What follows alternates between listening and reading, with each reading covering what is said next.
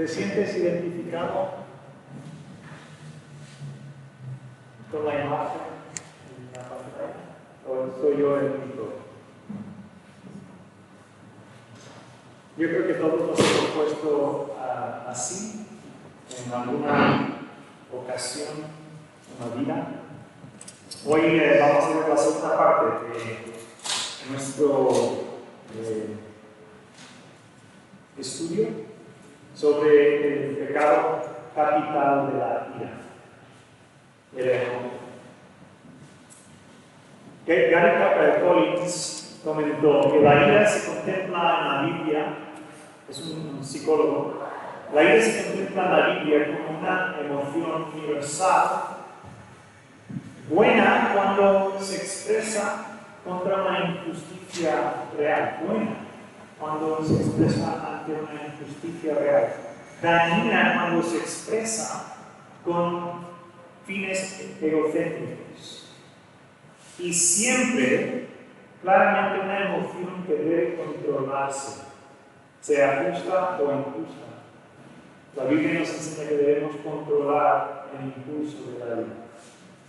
Hoy, como segunda parte de nuestro estudio sobre este tema, vamos a hacernos dos preguntas. La primera es, ¿por qué se debe de tomar con mucha seriedad este pecado? ¿Por qué es serio la ira? Y en segundo lugar, ¿cómo podemos sanarlo? ¿Cómo se puede sanar el pecado de la ira? ¿Por qué debe tomarse tan en serio este pecado capital de la ira? Bueno, la ira es un impulso, creo que todos hemos conocido, ¿verdad? Porque todos hemos sufrido algún tipo de ira, todos hemos sufrido algún tipo de injusticia. Por lo tanto, en carne propia, todos hemos experimentado este impulso de la ira, la rabia, el enojo. Dar rienda suelta a este impulso, de hecho, de una forma malsana, a veces aporta cierto alivio, cierta sensación de recuperar el control. Claro, si un padre enojado da a madre, da un golpe en la mesa del comedor de casa, quizás todo se cae durante un tiempo y nos da la sensación de haber recuperado algo del control. Pero sospechamos que no es en el fondo la solución. Las causas de la ira, según los psicólogos, varían. Hay causas biológicas. Lo cierto es que hay personas que no reaccionan ante una injusticia, por ejemplo, que alguien te corte en carretera. Hay conductores que reaccionan de una manera y otros de otra, ya por biología, por cómo estamos hechos. Hay factores externos, como es la percepción de una injusticia o de una amenaza. Y luego influye, según los psicólogos, el entorno de nuestro hogar. Si nos criamos en un hogar de mucha ira, de padres iracundos, evidentemente influye. O si trabajamos en un entorno de mucha crispación y mucha tensión, también influye. Pero sea cual sea la causa, comenta Collins, es poco probable que Dios nos hubiera mandado controlar la ira si fuese imposible controlar la ira. Es decir, que lo que la Biblia nos insta es, cualquiera que sea la causa, a aprender a ejercer autodominio. La ira es un impulso natural, como vimos la semana pasada. Es un impulso muchas veces incluso involuntario. Pero lo que nos interesa en esta mañana es lo que viene después, la reacción. En definitiva, la enseñanza de la Biblia es que este impulso de la ira debe canalizarse por el autodominio. Vamos a pensar por un momento en las causas por las que la ira merece un trato serio. ¿Por qué es un pecado serio la ira? En primer lugar, porque la ira ciega. La ira nos ciega. En la Divina Comedia de Dante, el castigo de los iracundos es vivir rodeados de humo. Claro, ¿por qué? Porque la ira nos nubla la vista. Cuando estamos airados, no vemos con claridad, perdemos la imparcialidad y nos volvemos parciales. ¿Qué es lo que nos pasa cuando nos airamos, por ejemplo? Empezamos a ver al ofensor como si no tuviera virtud alguna y todo lo que vemos son sus vicios. En cambio, cuando nos miramos a nosotros mismos, solo vemos virtudes y no vemos ninguna virtud. La ira ciega, la ira nos quita la imparcialidad. Es serio en segundo lugar porque aleja a las personas. Aleja a las personas. A muy grosso modo y simplificando demasiado casi para ser útil, pero voy a usar estas dos imágenes igualmente. Las dos grandes tendencias de externalizar la ira son las siguientes. El rinoceronte, ¿verdad? El rinoceronte encara y ataca. Encara y ataca, de forma frontal. La otra tendencia humana es hacerse el erizo. El erizo se mueve una bola y saca las púas y te aleja. Pero creo que estamos de acuerdo en que ninguna de estas dos tendencias está convirtiendo el mundo en mejor mundo. Es el problema, no es la solución. La ira, cualquiera que sea nuestra tendencia, tanto si eres un rinoceronte como si eres un erizo, la ira aleja a las personas.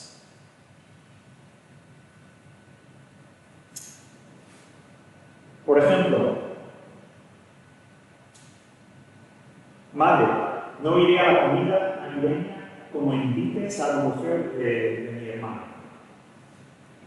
No cuentes conmigo. La ira aleja. Quien dice aleja a los familiares, aleja también a los hermanos en una comunidad cristiana. Y aleja a las naciones también. La ira ciega, la ira aleja. La ira, en tercer lugar, engendra odio. Uno de los maestros espirituales lo dice así: la ira es madre del odio. La ira es madre del odio. Y con mucha razón dice San Pablo, como escuchamos en esta mañana, estas palabras: no se ponga el sol sobre vuestro enojo, porque la ira no tratada engendra siempre odio, raíces de amargura. Por eso debemos tratar enseguida, cuando nos sobreviene el impulso de la ira, no dejarlo como asignatura pendiente para mañana. Tanto entre el matrimonio como entre compañeros de trabajo, tratarlo enseguida, porque se convierte fácilmente en odio. La ira ciega, la ira aleja, la ira engendra odio. Por eso se debe tratar con seriedad. Ahora bien, primer deber. ¿Estás preparado para escuchar los deberes esta semana? Hay dos. Ahora viene el primero. Viene de parte de Juan Crisóstomo, uno de los grandes predicadores en la iglesia en los primeros siglos de la iglesia. Dice lo siguiente: si fuera posible que el enojado se viera a sí mismo en el momento de su ira, no necesitaría otra amonestación, porque no hay nada menos agradable que el semblante del enojado. Primer deber: cuando te sobreviene la tensión, cuando te sobreviene y te sientes alterado, enciérrate en el cuarto de baño y contempla tu cara en el espejo. Si te espanta lo que ves hacer las paces con Dios rápido. Y si no, puede que sea ira justa. Enciérrate en el cuarto de baño, contempla tus expresiones faciales en el espejo y sabrás muchas veces si es ira justa o si es ira injusta. Primer deber: ¿cómo sanamos? ¿Y cuál es el antídoto a la ira?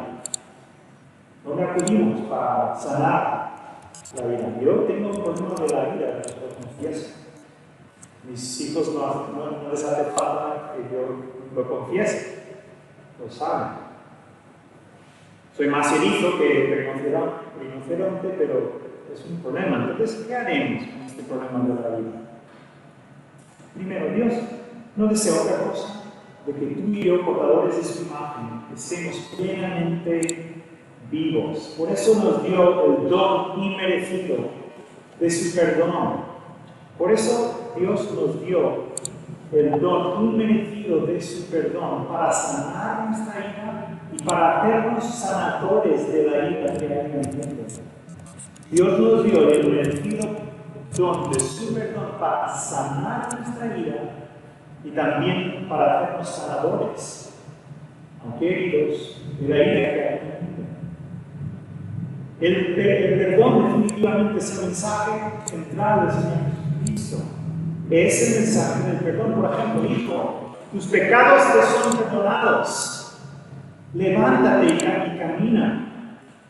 Jesús, cuando nos enseñó a orar, nos instruyó a orar, perdónanos para nuestras ofensas, para que nosotros perdonemos a nuestros deudores. Y Jesús, resucitado ya, cuando se encuentra con sus discípulos, sopla sobre ellos y dice: recibid al Espíritu Santo para predicar la resurrección para el perdón de los pecados. El perdón de pecados es el mensaje central del Señor Jesucristo.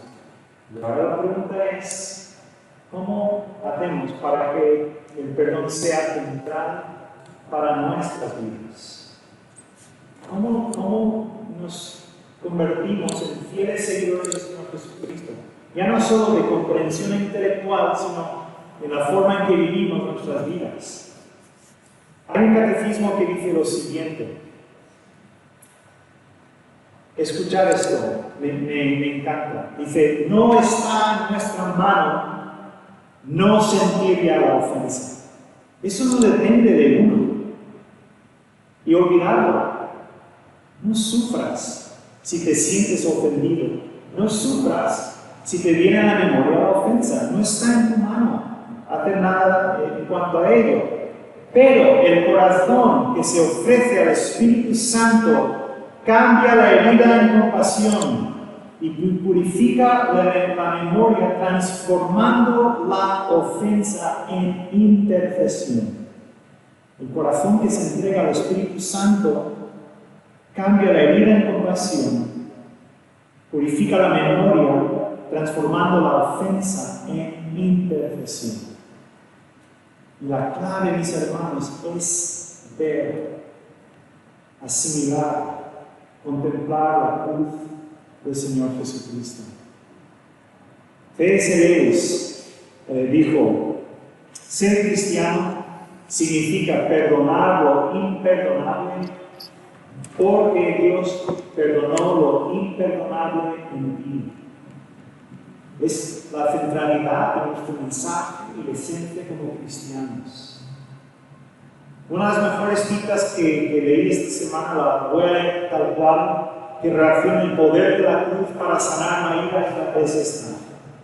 Si alguna vez pensemos en estos momentos en la cruz, piensa en Cristo colgando de la cruz.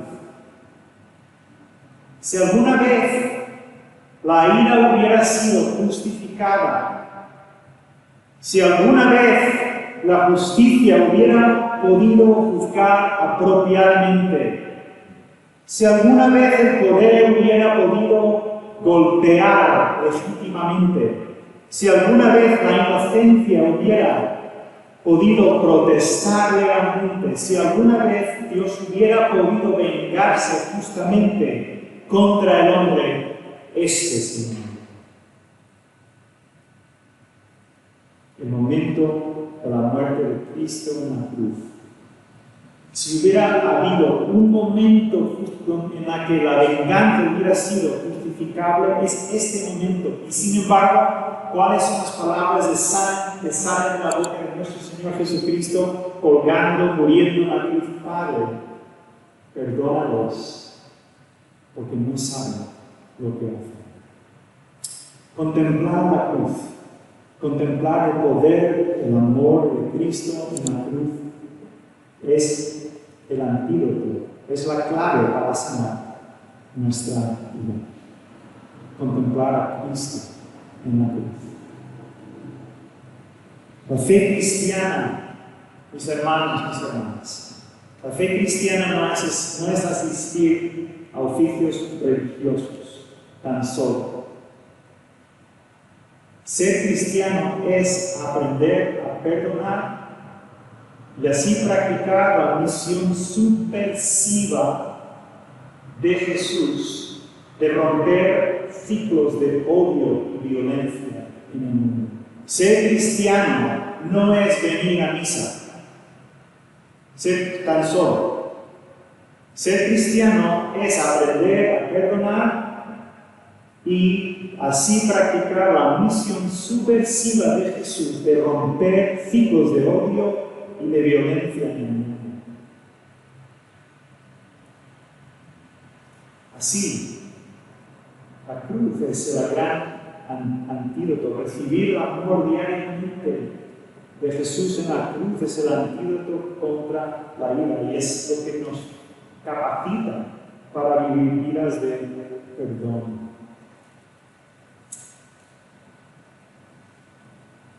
Fulton Sheen dijo, un arzobispo, lo siguiente: si durante la vida perdonamos a los demás de corazón, en el día del juicio el Dios omnisciente permitirá algo muy inusual en él. Olvidarás su mal y solo sabrá estar.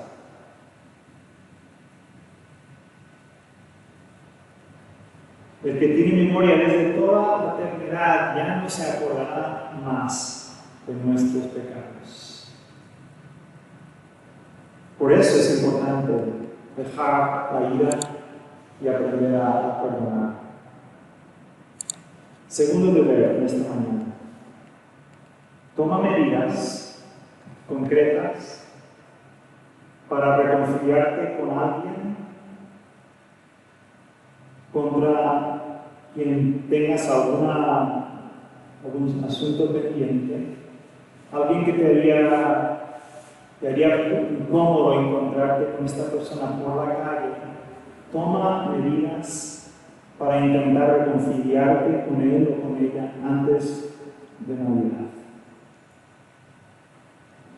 Esto es algo muy bíblico, es algo que viene del mismo sermón de la montaña. De dejar nuestra ofrenda y reconciliarnos con el hermano antes de alabar a nuestro Dios. Si tienes a alguien quizás que el Espíritu Santo en estos momentos ha traído a tu memoria, quizás a lo largo del día de hoy, a lo largo de la semana, pon remedio, intenta reconciliarte. La reconciliación siempre es cosa de dos personas.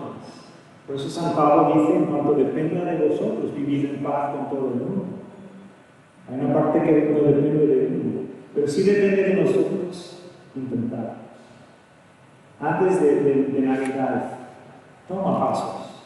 Quizás algún familiar, quizás algún amigo, para reconciliarte con él. Bueno, que el Señor nos ayude. Nadie se hizo santo en un día, Los santos no se hacen en un día. La ira no se vence normalmente en un día. La victoria sobre la ira normalmente es un proceso de vida, pero hay victoria en Cristo. Hay auténtica libertad. Y esto cambia destinos, cambia familias. Bueno, esto no estaba en mi manuscrito, pero por parte de mi madre, yo procedo de una familia cristiana cultural, una familia cristiana nominal. De puertas para afuera, muy bien. Buenos republicanos, gente respetada, bueno, esto en Estados Unidos evidentemente, pero gente respetada. Mi abuelo era un médico prestigioso, muy respetados. Mi abuela, una maestra, una profesora de instituto. De puertas para afuera todo iba muy bien, materialmente, el respeto de todos, pero de puertas para adentro había un gran problema. Mi abuelo era muy iracundo y bebedor. Hasta que alguien le invitó a escuchar al gran evangelista Billy Graham. Es el ser humano que ha predicado ante más personas en la historia del mundo, posiblemente. Y el Señor derritió su corazón. Y siendo cristiano de nombre, siendo cristiano de verdad. Y yo os puedo decir que aquello cambió el destino de mi familia, cambió la tónica de todo el hogar. Y gloria a Dios, porque su poder es real. Así que si es tu lucha, Laura, si es mi lucha, no te dejes abajo. Dios tiene un poder transformador y te puede cambiar a ti, y te puede cambiar el matrimonio, te puede cambiar el ambiente familiar, te puede cambiar la relación que tienes con tus hijos, en fin, amigos. Así es el poder de Dios. Miremos a la cruz de Cristo, sí. Amén.